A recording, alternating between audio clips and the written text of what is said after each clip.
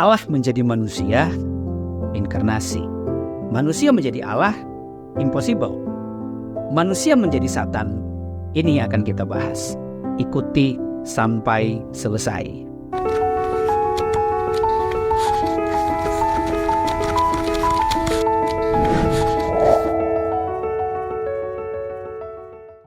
Shalom, Bapak Ibu, Bro and Sis yang dikasih oleh Tuhan. Berjumpa kembali dengan saya, Relly, dalam program Back to the Bible. Kita akan membahas banyak hal yang Alkitab tulis. Apa yang tercatat di dalam Alkitab, apa yang Alkitab sampaikan, itulah yang akan kita bahas. Nah, tema kita kali ini adalah manusia menjadi Satan. Untuk bisa memahami apa yang akan saya sampaikan ini, saya menyarankan kepada saudara-saudara agar mengikuti terlebih dahulu dua video saya yang sebelumnya yang berjudul Yesus pernah menjadi Satan, part 1 dan part 2. Saya pastikan bahwa saudara akan lebih mudah memahami apa yang akan menjadi pembicaraan kita kali ini. Manusia menjadi Satan bagi sesamanya. Ada sebuah pepatah Latin, Homo homini lupus, yang artinya, siapa di sini yang sakit lupus? Bukan itu artinya saudara-saudara. Homo homini lupus artinya adalah manusia menjadi serigala bagi sesama manusia. Gambaran ini menceritakan tentang sifat manusia yang jahat terhadap sesamanya. Regardless, tanpa mempedulikan siapa yang menjadi korbannya. Entah itu suami, entah itu istri, entah itu anak, entah itu orang tua. Begitu mudahnya manusia melakukan tindakan-tindakan kejahatan. Manusia-manusia yang sudah kehilangan akal sehat. Manusia-manusia yang sudah tidak lagi memiliki etika. Begitu mudahnya mereka menyakiti hati sesama. Bahkan dalam pekerjaan, rekan kerja saudara bisa memfitnah saudara. Sesama anggota gereja bisa saling menjelek-jelekan. Bisa saling memfitnah satu dengan yang lain. Manusia menjadi serigala bagi sesamanya. Kita diperlihatkan berbagai macam peristiwa. Bagaimana orang-orang yang kita harapkan bisa menjadi orang yang bisa membantu kita. Bisa menolong kita. Bisa bersama-sama dengan kita untuk menghadapi persoalan hidup. Justru mereka itulah yang menjadi orang-orang yang akhirnya menyakiti hati kita. Ada mungkin orang-orang yang kita bantu, kita dukung secara finansial, kita dukung secara material, kita dukung secara habis-habisan agar mereka ini bisa menduduki sebuah jabatan di dalam pemerintahan, jabatan dalam perusahaan. Tetapi fakta yang kita hadapi, orang-orang seperti ini sepertinya menjadi jahat bagi kita.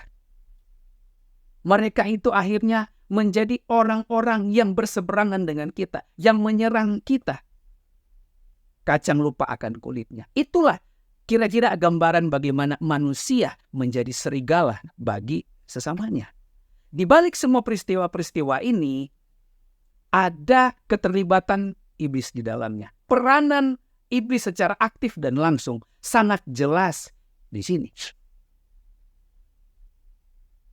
Manusia menjadi serigala bagi sesamanya. Nah, ini manusia menjadi Satan bagi sesama manusia.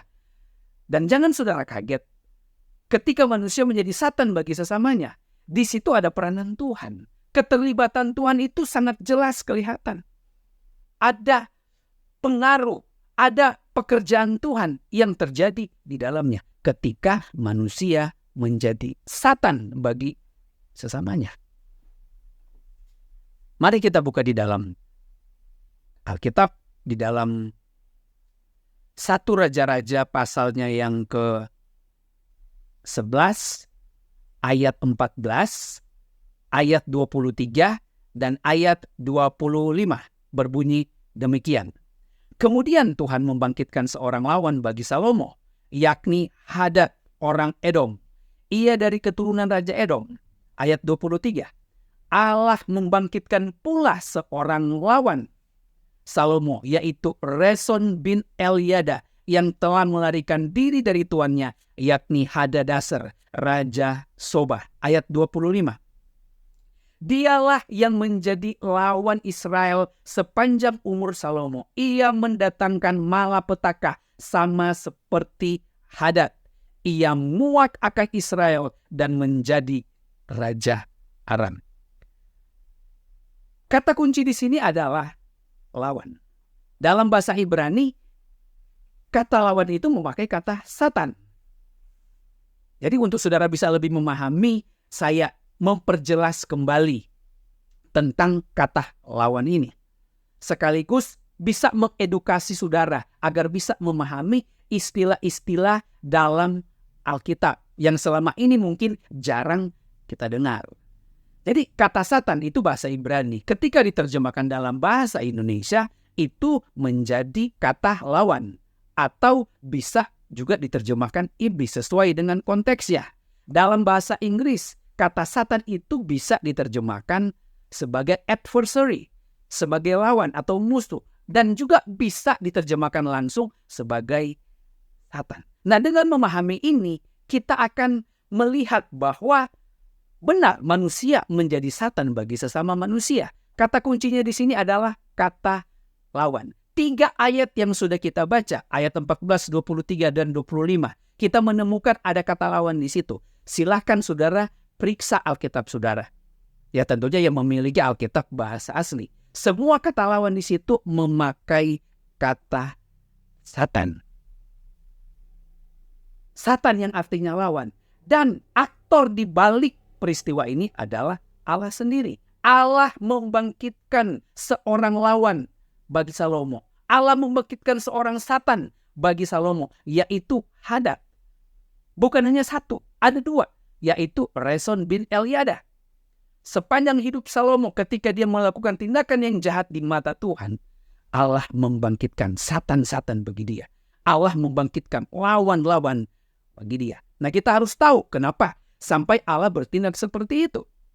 Kenapa Allah harus membangkitkan seorang lawan bagi Salomo.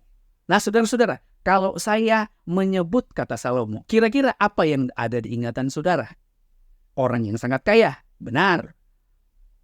Orang yang sangat berhikmat, sangat pandai, tidak salah. Dan ada satu lagi, orang yang memiliki 1000 orang istri. Wow! Bapak-bapak di sini pengen punya istri lebih dari 1, nggak usah 1000. Pengen punya istri 2? Punya istri 1 saja sudah repot, gimana mau punya istri 2? Nah, Salomo memiliki 1000 istri. Saya bisa membayangkan untuk ketemu 1 orang istri butuh waktu 3 tahun. Jangan-jangan ketika istrinya sudah berada di depannya dia tidak lagi mengenali ini istrinya atau istri orang lain. Karena saking banyak. 1 Raja-Raja pasal 11 ayat 3. Ia mempunyai 700 istri dan 300 gundik. Istri-istrinya itu menarik hatinya daripada Tuhan. Ini yang menjadi penyebab kenapa sampai Allah membangkitkan Satan-Satan, lawan-lawan bagi Salomo. Karena ternyata dia lebih mencintai istri-istrinya daripada mencintai Tuhan. Hatinya sudah terpikat oleh kecantikan istri-istrinya. Hatinya sudah dikuasai oleh istri-istrinya. Kedudukan Tuhan dalam hidupnya yang harusnya menjadi the only one. Ingat, Allah itu bukan nomor 1 dalam kehidupan kita. Seolah-olah Allah itu punya bandingan. Allah itu adalah the only one, satu-satunya, tidak dapat dibandingkan dengan apapun. Tetapi sayangnya, kedudukan Tuhan dalam hidup Salomo tergantikan oleh istri-istrinya. Inilah yang dinamakan penyembahan berhala. Inilah yang dinamakan dengan ilah-ilah lain yang ada di dalam kehidupan Salomo. Salomo lebih mencintai istri-istrinya. Matius pasal 10 ayat 37 berkata seperti ini. Barang siapa mengasihi bapa atau ibunya lebih daripadaku, ia tidak layak bagiku. Dan barang siapa mengasihi anaknya laki-laki atau perempuan lebih daripadaku, ia tidak layak bagiku. Ini adalah sebuah peringatan keras bagi kita. Tuhan ingin kasih kita kepada Dia itu lebih dari kasih kita kepada sesamanya. Tuhan ingin agar cinta kita kepada Tuhan itu lebih besar daripada cinta kita.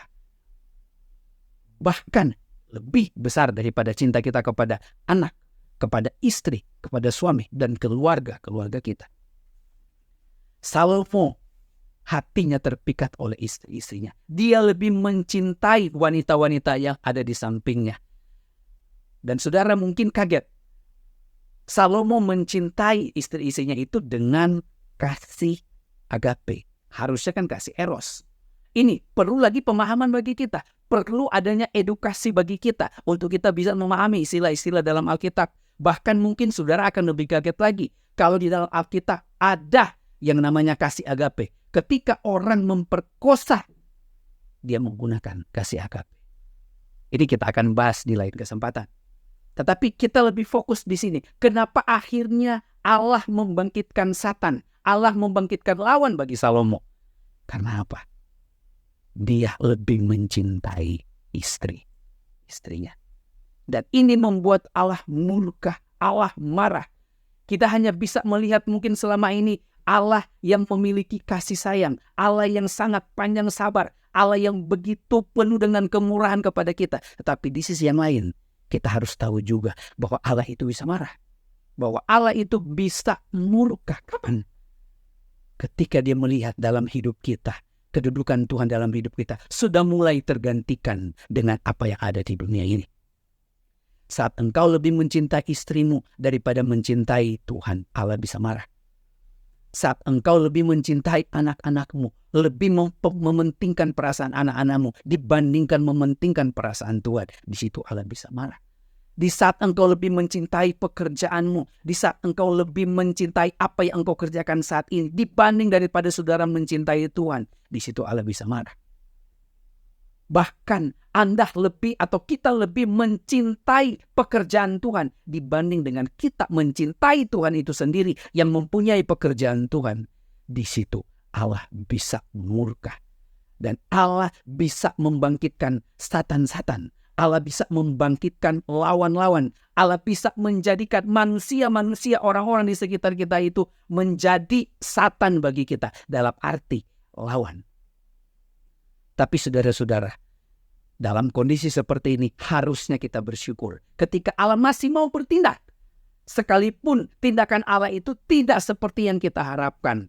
Kita harus bersyukur karena itu bentuk kepedulian Tuhan. Bentuk kasih sayang kepada Tuhan yang ingin melihat anak-anaknya kembali kepada Dia. Kembali ke jalan yang benar. Cinta kita kepada Tuhan betul-betul kembali lagi seutuhnya kepada Dia. Tidak bisa tergantikan, tidak bisa terbagi dengan apa yang kita miliki. Jadi saudara-saudara, mudah-mudahan apa yang saya sampaikan ini bisa membuat kita berpikir kembali, mencerahkan kembali kehidupan kita, bahwa Allah bisa menjadi satan, dalam hal ini Yesus, dan Allah juga bisa membangkitkan orang-orang di sekitar kita, manusia-manusia yang ada untuk menjadi satan, menjadi lawan bagi kita semua. Tentunya ini adalah untuk kebaikan diri kita sendiri. Sebelum saya akhiri pembahasan kita kali ini, jangan lupa untuk subscribe, berikan like dan komen, bagikan kepada teman-teman saudara, kepada keluarga saudara, dan silakan tekan tombol lonceng agar saudara bisa mendapatkan notifikasi-notifikasi ketika saya mengupload video-video berikutnya. Puji Tuhan, terima kasih.